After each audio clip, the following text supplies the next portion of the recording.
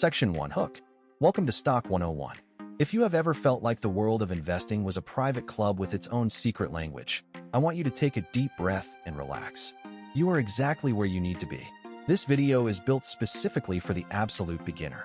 You don't need a finance degree, you don't need a background in math, and you definitely don't need to know any Wall Street jargon to get started today. We are going to build your knowledge from the ground up, starting at level 0. Think about a company like NVIDIA. You've probably seen their name in the news lately. They make the powerful chips that run artificial intelligence, and their stock price has been on a wild ride. But here is the big question. If you open up a brokerage app on your phone and buy a single share of NVIDIA, do you actually own a piece of that company? Do you own the desks in their offices? Do you own the patents for their microchips? Do you own a tiny portion of the snacks in their break room? The answer is a resounding yes. And today, we are going to explore exactly what that means. In this first episode of our series, we are going to pull back the curtain on the most fundamental concept in the market. We are going to define exactly what fractional ownership is in a way that actually makes sense. We'll talk about the legal rights you get as a shareholder, because yes, you do have rights when you invest your hard-earned money. We are going to use NVIDIA as our real-world case study to see how these numbers look in the wild. And perhaps most importantly, we are going to cover the most common traps that beginners fall into so you can avoid the mistakes that cost people thousands of dollars right out of the gate. By the end of this video, you won't just know what a stock is. You will understand how the entire engine of the global economy works on a micro level. You will be able to look at a stock ticker and understand exactly what you are buying, why it has value, and how to tell the difference between a company's price and its actual worth. You are taking the first step toward financial literacy, and I promise you, it is much simpler than the experts make it sound. Let's get started. Section 2, Concept. To understand a stock, we have to start with a word you might hear on the news, equity. In the simplest terms possible, equity means ownership. If you have equity in a house, it means you own a portion of that house. If you have equity in a business, it means you are a part owner. A stock is simply a legal document, nowadays a digital record, that proves you own a slice of equity in a corporation. When a company decides it wants to grow, it needs money. It might need money to build a new factory, hire 1,000 engineers, or invent a new piece of technology. One way the company can get that money is by selling pieces of itself to the public. They divide the ownership of the entire company into millions or even billions of tiny pieces called shares. When you buy a share, you aren't just betting on a number going up or down on a screen. You are buying a legal claim on that company's future profits and its physical assets. Let's use an analogy to make this stick. Imagine a giant, world-class pizza. This pizza is so large it fills an entire room. This pizza represents a company. Let's call it Pizza Corporation. Now, the founders of Pizza Corp own the whole pie at the start, but they want to expand to other cities, so they decide to cut that pizza into 1 million equal slices. They keep some slices for themselves, but they sell the rest of the slices to people like you and me. Even if you only buy one single slice, you are a shareholder. Because you own that slice, you legally own a portion of the ingredients. You own a tiny bit of the pepperoni, a tiny bit of the cheese, and a tiny bit of the sauce. If the pizza becomes more delicious and more people want a slice, the value of your slice goes up. If the company decides to distribute some of its extra toppings to the owners, you get your fair share of those toppings. In the stock market, those extra toppings are called dividends, which are just cash payments a company sends to its owners out of its profits. Now, how do we determine what one of those slices is actually worth? This brings us to a few technical terms, but don't worry, we are going to define them as we go.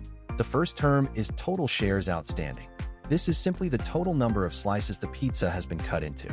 Some companies cut their pizza into 1 million slices, while others cut theirs into billions. The second term is market capitalization, or market cap for short. This is the total value of the entire company if you were to buy every single slice of the pizza at today's price. To find the price of a single share, we use a very simple formula.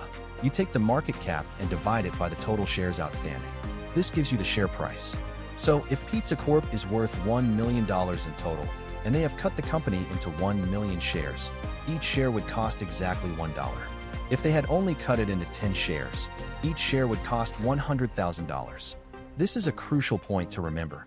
The price of a single share doesn't tell you how big the company is. It only tells you the price of one slice. You have to know how many slices there are to understand the full picture. When you buy a stock, you are also buying voting rights. Just like a citizen in a democracy, As a part owner of a company, you often get to vote on who sits on the board of directors, the people who oversee the CEO and make the big decisions. While your one share might not outvote a billionaire, you are still part of the collective group that owns the business. You aren't just a customer anymore. You are the boss's boss, even if only in a very small way. Think about the difference between being a customer and being an owner. When you buy an iPhone, you are giving Apple your money in exchange for a product. That money is gone. But when you buy Apple stock, you are the one receiving the money that customers spend. You are on the other side of the counter. You are participating in the success of the engineers, the designers, and the salespeople. When they work hard and the company makes a profit, a tiny portion of that profit belongs to you because you own the equity. You own the claim to those earnings. This is the fundamental shift in mindset that moves you from being a consumer to being an investor. Section 3, Real Example. Let's take these concepts out of the world of pizza and into the real world of the stock market. We are going to look at NVIDIA, which uses the ticker symbol NVIDIA. A ticker symbol is just a shorthand code used to identify a company on the stock exchange. As of the time we are filming this, NVIDIA is one of the most valuable companies in the history of the world. But what does that actually look like in terms of shares? NVIDIA has billions of shares outstanding. That means their pizza has been sliced into billions of tiny pieces. Because so many people around the world want to own a piece of the AI revolution, the demand for those slices is incredibly high. When we look at NVIDIA compared to its peers, companies like Intel or AMD, we see something interesting. At various points in time, NVIDIA's share price might look expensive compared to others. For example, you might see NVIDIA trading at over $100 per share, while another company might be trading at $50. A beginner might look at that and think, well, the $50 stock is cheaper, so I'll buy that one. But that is like saying a $5 slice of gourmet pizza is more expensive than a $3 slice of plain bread. You have to look at what is inside the slice. NVIDIA's price reflects the fact that they currently dominate the market for high-end chips. When you buy a share of NVIDIA, you are buying a claim on the profits generated by their H100 and Blackwell chips, the hardware that powers ChatGPT and other massive AI systems. Let's walk through the math together so you can see how the pros do it. Imagine NVIDIA has a market cap of $3 trillion. That is a 3 followed by 12 zeros. Now, imagine they have 25 billion shares outstanding. To find the price of one share, we divide 3 trillion by 25 billion. That gives us a share price of $120. Now, why does this matter to you? It matters because it helps you realize that when the stock price moves from $120 to $130, it's not just a random number changing. It means the collective wisdom of the entire world has decided that the total value of the company has increased. Maybe NVIDIA just announced a new partnership, or maybe they reported higher profits than expected. When the company's value grows, the value of your slice grows along with it. You can do this analysis for any company. You can look up the market cap of Microsoft, or Apple, or even your favorite clothing brand if they are publicly traded. By looking at the market cap instead of just the share price, you start to see the true size of the company. You'll realize that some companies have a high share price, but are actually smaller than companies with a low share price, simply because they have fewer slices of pizza out there. When you hold a share of NVIDIA, you are essentially hiring thousands of the smartest engineers in the world to work for you. You don't have to know how to design a semiconductor. You don't have to know how to manage a global supply chain. You are providing the capital, the money, and in exchange, you get to own a piece of the output. This is why investing is so powerful. It allows you to tether your financial future to the most productive and innovative organizations on the planet. As you look at NVIDIA's numbers, you'll see words like earnings per share or EPS. Don't let that scare you. Earnings is just a fancy word for profit. If you take the total profit the company made in a year and divide it by the number of slices, you get the profit per slice. As an owner, that is your money. The company might keep it to grow even bigger, or they might pay it out to you. But legally, that profit belongs to the shareholders. Understanding this makes you realize that a stock isn't a lottery ticket. It's a piece of a profit-generating machine. Section 4, Common Trap. Now, I want to talk about something very important. In my years of talking to new investors, I see the same mistake happen over and over again. I call it the price trap. Here is how it usually goes. A beginner opens their trading app and sees 2 stocks. Stock A is trading for $500 a share. Stock B is trading for $5 a share. The beginner thinks, I can buy 100 shares of stock B for the price of just 1 share of stock A. I'll get way more for my money with the $5 stock. This is the most dangerous misconception in the market. The price of a single share, by itself, tells you absolutely nothing about whether a stock is cheap or expensive. Remember our pizza analogy. If I have one giant pizza and I cut it into two halves, each half is huge and will be very expensive. If I take that same size pizza and cut it into 1,000 tiny crumbs, each crumb will be very cheap. But buying 1,000 crumbs doesn't give you more pizza than buying the two halves. It's the same amount of food.